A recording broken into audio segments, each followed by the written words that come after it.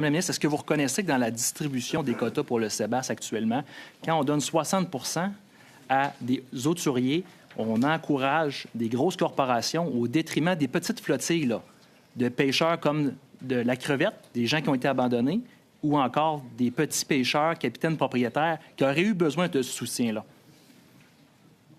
Bien, ce que je veux vous dire, c'est qu'au niveau des pêcheurs côtiers puis des crevettiers, il y a eu 10 des quotas de Sébastien qui ont été alloués, un 10 au niveau des communautés autochtones.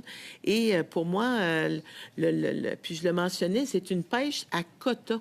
Donc, du moment que tu as capturé le quota auquel tu avais droit, puis ça fait travailler nos gens dans nos usines, ça fait travailler notre monde sur le territoire, ça fait travailler nos gens dans nos usines de transformation qui sont le long du littoral.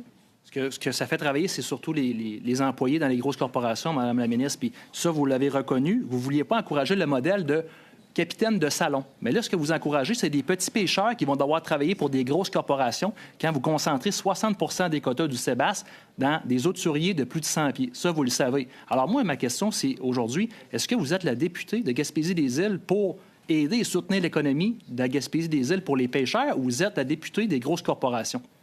Écoutez, les pêcheurs hauturiers, il y a eu une diminution des quotas pour aller vers les pêcheurs côtiers. Donc, nos pêcheurs côtiers vont pouvoir travailler. Les gens qui travaillent aussi à bord des bateaux des pêcheurs hauturiers, ce sont aussi des gens là, qui travaillent, ce sont des travailleurs de nos milieux. Donc, pour moi, ce qui est important, c'est de développer l'économie des milieux.